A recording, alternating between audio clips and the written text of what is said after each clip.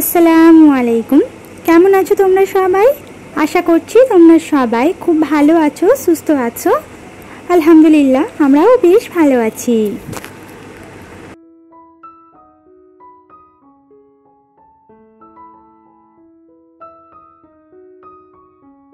তো এখন কিন্তু শীত চলে গিয়েছে, আর সেই সাথে কিন্তু ভীষণভাবে গরমও পড়ে গিয়েছে।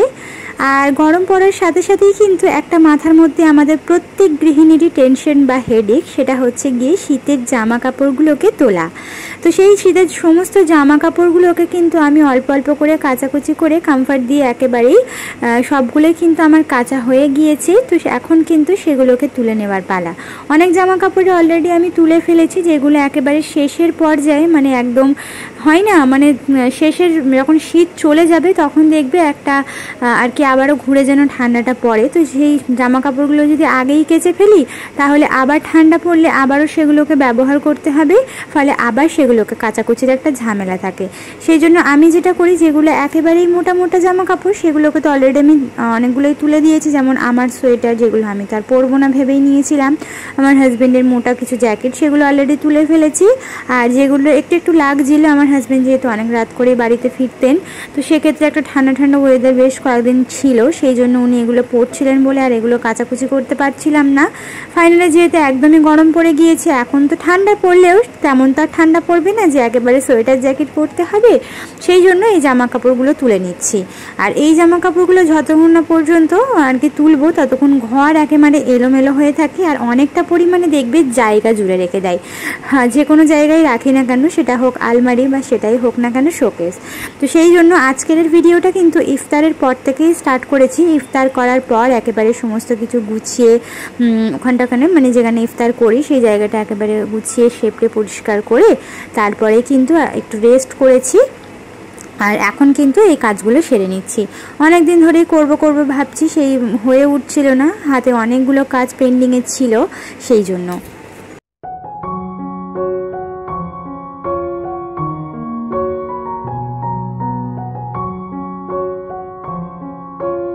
গতকালকে কোনো রকম কোনো ব্লগ দিতে পারিনি, সেই জন্য কিন্তু আমার অনেক দিদি বোনেরাই আমাকে কমেন্ট করেছেন যে হ্যাঁ তুমি ভিডিও দিচ্ছ না, রেগুলার দিচ্ছ না, ডেলি দিচ্ছ না।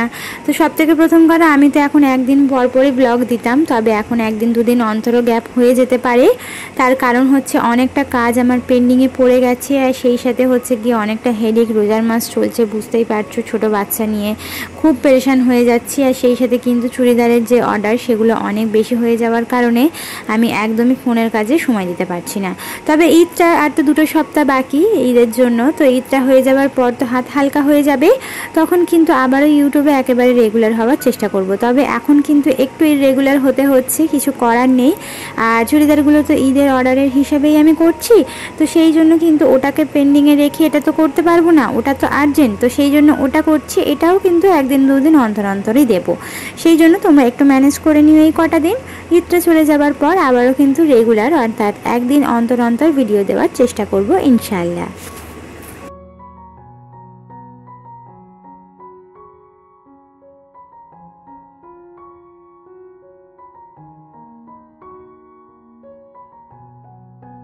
তো ইফতার শেষ করার পর কিন্তু মানে রেস্ট, মানে কি যে অনেক সময় পর্যন্ত রেস্ট এমনটা কিন্তু নয়, 5 থেকে 10 মিনিট একটু রেস্ট করলাম, মেয়েকে খাইয়ে দাইয়ে ওকে একটু খেলাধুলা করতে বসিয়ে দিয়ে তারপরে কিন্তু আমি চুড়িদার সেলাইয়ের কাজটা 9টা পর্যন্ত করে থাকি। আর মোবাইলের কাজ থাকলে সেটা কমপ্লিট করি নামাজ শেষ করার পর। তারপরে রান্নাবান্না থাকে। আর যদি ইউটিউবের ভিডিওর শ্যুটের বা এডিটিংয়ের কাজ না থাকে, সেক্ষেত্রে কিন্তু 10টা পর্যন্ত আমি ইনশাআল্লাহ কাজটা করতে পারি, মানে চুড়িদার সেলাইয়ের কাজটা। তবে তার আগে 9টা পর্যন্তই আমি মানে মেশিনে বসে থাকি। তারপরে মেশিন থেকে ওঠার পর যেটা মেন আমার থাকে সেটা হচ্ছে রান্না। তো সেই রান্নাবান্নাটা শেষ করে মেয়েকে খাইয়ে দাইয়ে দিয়ে একেবারে ওর কাজটা কমপ্লিট করে ফেলি। তারপরেই কিন্তু নামাজ শেষ করি, অ্যান্ড দেন তারপরে কিছুটা সময় যখন হাতে পাই সেই সময়টুকু আমি আবারও কিন্তু সেলাইয়ের কাজে বসি, যতক্ষণ না পর্যন্ত আমার হাজব্যান্ড বাড়িতে আসেন। 11:30টার মতো তো উনি বাড়িতে আসেন, তো সেই 11:30 পর্যন্ত আমি আবারও সেলাইয়ের কাজটা করি। আর এডিটিংয়ের কাজ থাকলে সেটা যখন আমি ঘুমাতে যাই তো সেই সময় কিছুটা কমপ্লিট করে রাখি। আর সেহেরিতে ওঠার পর, সেহেরি করার পর যতক্ষণ পর্যন্ত আজান দেয় সেই সময়টুকু পর্যন্ত এডিটিংয়ের যেটুকু কাজ আমার বাকি থাকে সেটা কমপ্লিট করে তারপরেই কিন্তু নামাজ শেষ করে আমি ঘুমিয়ে পড়ি। তো এইভাবেই কিন্তু আমার একটা রুটিন চলতে থাকে, আর সেই জন্যই কিন্তু তোমাদের সঙ্গে শেয়ার করলাম।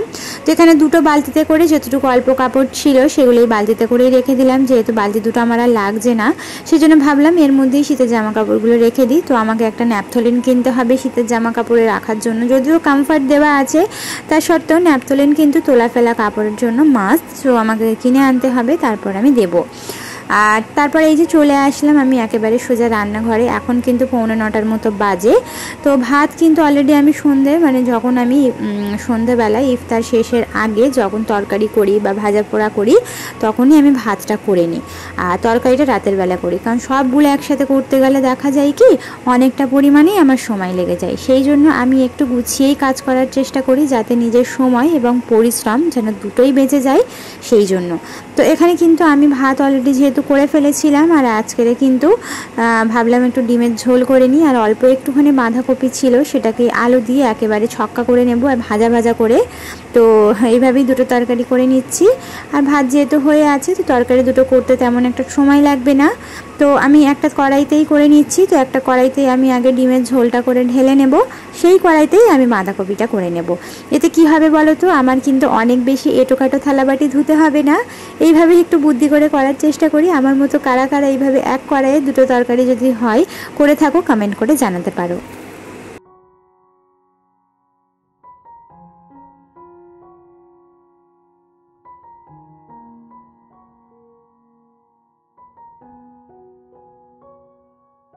তো সত্যি কথা বলতে, যখন একার মধ্যে বা একার হাতে যখন তোমার সংসারটা আসবে, তখন তুমি এটাই চেষ্টা করতে থাকবে সব সময়ের জন্য যে কি করলে একটু আর কি সময় বাঁচানো যায় বা সেই সময়টাকে অন্য কাজে লাগানো যায়, সেটাই কিন্তু আমরা সব সময়ের জন্যই ভেবে থাকি।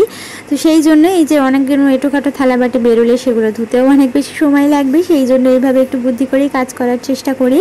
আর সবথেকে বড় কথা, তাড়াতাড়ি করতে হয়, কারণ মেয়েকেও খাওয়ানোর থাকে, আমার আরও অনেকগুলো কাজ তোমরা তো জানো, সেই জন্যই একটু তাড়াহুড়ো করে করার চেষ্টা করি। শুধুমাত্র যদি সংসারটা সামলাতাম, তাহলে অনেক যদি এঁটোখাটো থালাবাটি বেরোতো বা অনেক কাজকর্ম থাকলেও সেগুলোকে ঠিক আমি সময় মতো গুছিয়ে ফেলতে পারতাম। হ্যাঁ, তো সেই জন্য চেষ্টা করি সময়, অর্থাৎ যেই কাজটা আধ ঘন্টা লাগবে সেই কাজটা যেন অন্তত 20 মিনিটে কমপ্লিট করে নিই। আর তার মানে এটা নয় যে রান্না বান্নাটা একেবারে তাড়াহুড়ো করে যেমন তেমন করে করি, এমনটা কিন্তু একদমই নয়।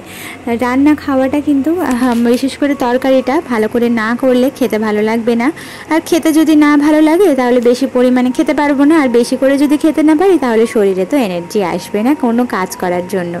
সেই জন্য অবশ্যই মুখের রুচির জন্য সবথেকে মেন যেটা, সেটা হচ্ছে মজা করে তরকারি রান্না করতে হবে, তবেই কিন্তু ভালো লাগবে খেতে।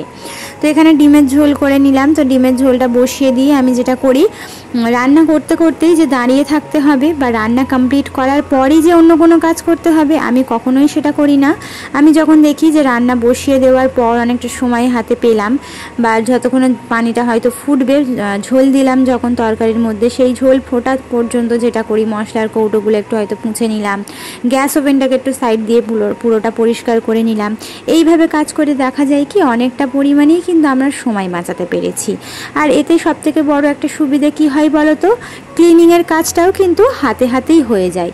তো এইভাবে কিন্তু ক্লিনিংয়ের কাজ করতে থাকলে দেখবে রান্নাঘরের কোনো কিছুই তেল ছিটে পড়বে না, হাতাহাতি কাজ করবে। যখন মশলা আমি তরকারির মধ্যে অ্যাড করি, তখন যেটা করি, মশলার কৌটোগুলো যখন আমি নামিয়ে মশলাটা অ্যাড করছি, তখন তোলার সময় আমি কিন্তু পুঁছে রাখি। এতে কি হয়, মানে প্রতিদিনে যে অল্প অল্প তেলগুলো জমতে থাকে সেটা কিন্তু জমতে পারে না। হ্যাঁ, হয়তো বা প্রতিদিন হয়ে ওঠে না, তবে একদিন দুদিন ছাড়া কিন্তু এটা আমার জন্য মাস্ট।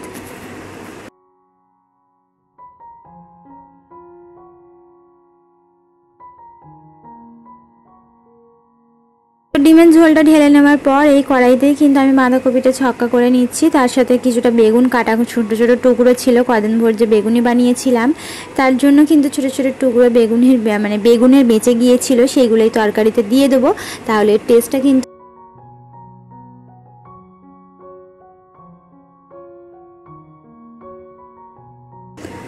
তো এখানে কিন্তু ঝটঝট করে আমি বাঁধাকপিটা রান্না করে নিচ্ছি, অনেকটাই সময় ব্যয় হয়ে গিয়েছে, আর সাথে এটা কটা থালাবাটি। আর ওদিকে কিন্তু আমি মেয়ের জন্য যে দুধটা নিয়ে থাকি সেটাও কিন্তু ফুটিয়ে রেখে দিলাম, রাতেরবেলা গরম করে দিয়ে দেব। আসলে ফুটিয়ে না রাখলে কি হয় বলো তো, যখন ওকে খাওয়াতে যাব তখন যদি ফোটাই এত পরিমাণে ঠান্ডা করতে সময় লাগে। গরম পানি কিন্তু তাড়াতাড়ি ঠান্ডা হয়ে যায়, গরম দুধ কিন্তু একেবারেই ঠান্ডা হতে চায় না, অনেক সময় লেগে যায়।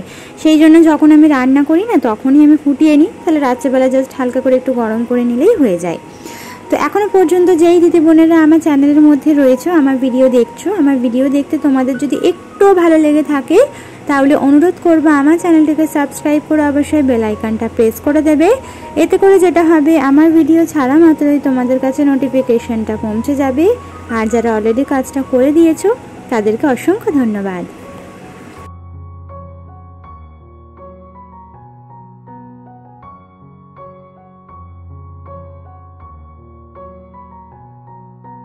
তো বাঁধাকপিটা ছক্কা করার জন্য আমি কিন্তু একদমই পানি ব্যবহার করিনি, জাস্ট লো ফ্লেমে করে আমি রান্নাটা করছি। এতে কি হবে বলো তো, একেবারে ভাজা ভাজা করে রান্নাটা হবে, আর এর টেস্টটা কিন্তু অনেক ভালো আসবে।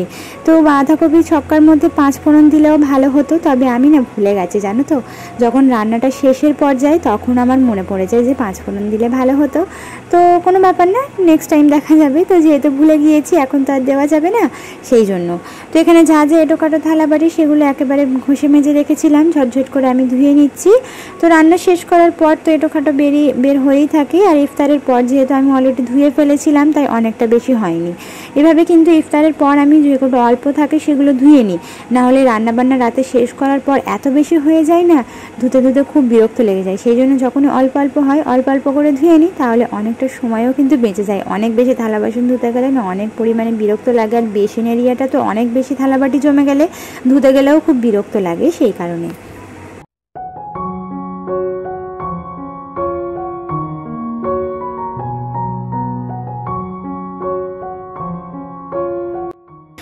তো বেসিনের পাশে যে কমফর্টের কৌটোটা দেখতে পাচ্ছ, সেই কমফর্টের কৌটোর ভেতরে কিন্তু কমফর্ট নেই, ওর মধ্যে না শার্পও রেখেছি। যখন আমি রান্নাঘরের ন্যাকড়াগুলো ধুয়ে থাকি সেক্ষেত্রে তো শার্পটা প্রয়োজন পড়ে। তো আবার কিন্তু কলঘর থেকে কাপড় ধোয়ার সময় ওখান থেকে নিয়ে আসবো, সেই জন্য অল্প করে আমি শার্পও নিয়ে এভাবে কমফর্টের কৌটোটাই করে রেখে দিয়েছি। হ্যাঁ, তো এতে করে কি হয় বলো তো, খুব তাড়াতাড়ি মনে পড়ে যায় যে আমাকে ন্যাকড়াগুলো ঝটঝট করে ধোয়ার জন্য শার্পটা রয়েছে, ধুয়ে নিই। প্রতিদিন ন্যাকড়া প্রতিদিন ধুয়ে নিই, তাহলে কিন্তু আর অনেক বেশি নোংরাটা হয় না।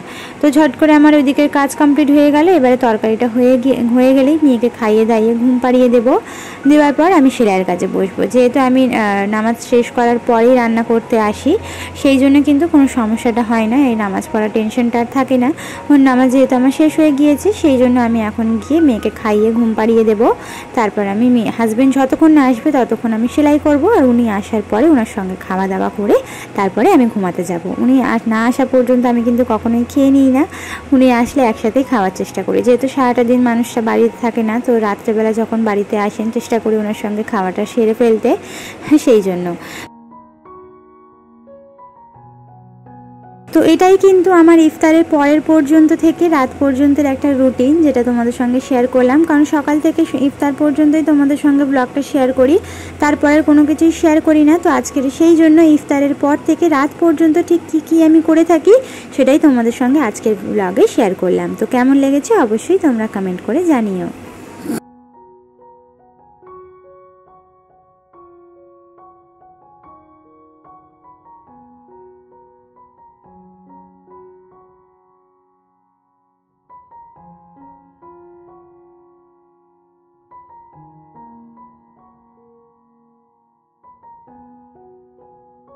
তো এখানেই কিন্তু এই রান্নাবান্না দিয়ে আজকের ভিডিওটা শেষ করছি। আজকের ভিডিওটা কেমন লেগেছে, তোমাদের কাছে কেমন লেগেছে অবশ্যই জানিও। তো ব্যাস আজকের ভিডিওটা এ পর্যন্তই ছিল। আশা করছি পরবর্তী ভিডিও পর্যন্ত তোমরা সবাই সুস্থ থাকবে, ভালো থাকবে। আল্লাহ হাফিজ, আসসালামু আলাইকুম।